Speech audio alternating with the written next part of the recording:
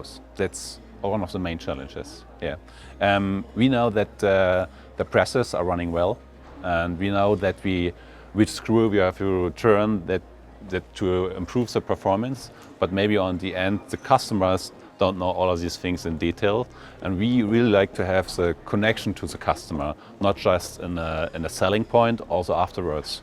We really like to focus to improve the performance, and what we need for improving the performance are data. We are living in a 21st century, so we have the connection to the press, we're analyzing the data, and we are really support our customers that they're running every time with the highest performance level.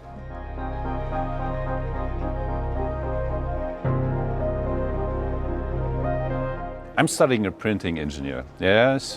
And we are learning a lot of CIP4 and JDF because these standardizations helps a lot to talk to each other and also to integrate new machines. And that JDF interface makes also very easy to talk to the customer, because you must imagine you like to integrate some advantage from different software vendors. And you would really like to have something like a connection to all of these things, but you don't want to invest so much time for that connection. And JDF helps a lot and supports, because then they're speaking all of the same language. So our goal is that we avoid things happening at the customer side. The goal of the testing here to find out the issues before they go to the customers, and then either we resolve it between the two companies, or if you can't resolve it, like the issue we discussed before, we move it to the higher level, and then the committee, which is gathering the next 3 days, the committee needs to decide what's the best way to do it, and everybody needs to say, okay, maybe this is not the way that I like to do it, but the committee said there should be only one way instead of 3 ways, and then the next time a customer gets a system, the issue is resolved because there's only one way to do things.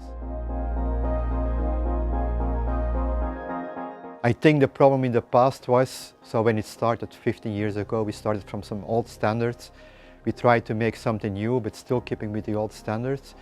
And a lot of companies were able to give input.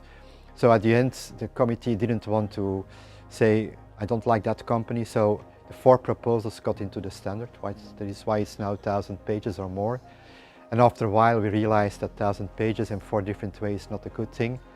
And then we started to making something more compact. We call it an ICS, an interoperability standards, which means if it says there are 4 ways to do a thing, you only do it 1 way, and that resolved really a lot of things.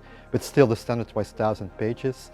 So the next step, what you could call CIP5 or the XJDF, it got rid of all the old stuff, and now it only has 1 method for each. I think we had a learning curve for about 15 years. We said it's not good that every company has a right to put in his own private things. At the end, you need to go for something simple, because that was a problem. There were too many things, and customers or companies said it's too complex to implement this 1,000-page book.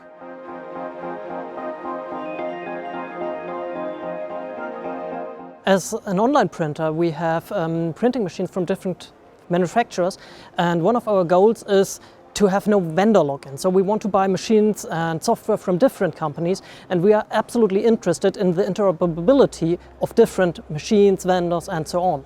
So we play the part in CIP4 that we want to engage and help the manufacturers, the vendors, to interact more freely and to reduce the cost of new integrations.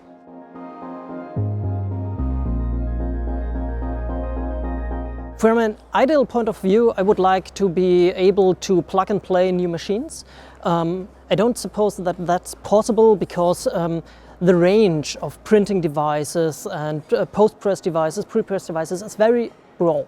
So for us, as we have our own software development department with around 100 persons, we are able to do our own integrations. So we like the integration to be as easy as possible, to be flexible at the same time. So yeah, it's not easy to answer that question. But at the end, for every process you have in a print process, you would like to have simple integration there with plug and play there.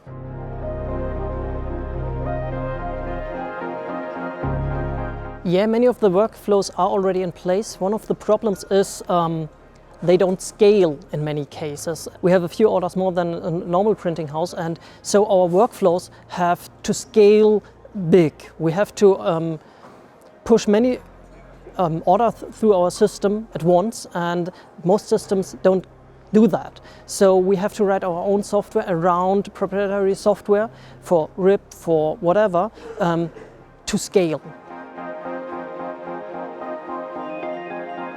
Especially to meet all of the other people is also realizing that everybody have similar things which we are working on, and also to see that they have also very similar solutions like us. And it's really amazing to meet all of these people, because it's just people and not something like amazing thing what you see normally in the marketing. And they also promise similar things like us. So I really focusing to talk to each other and to figure out how they solve some issues in the market, also with the connection, and that case the interfaces, maybe a JDF interface.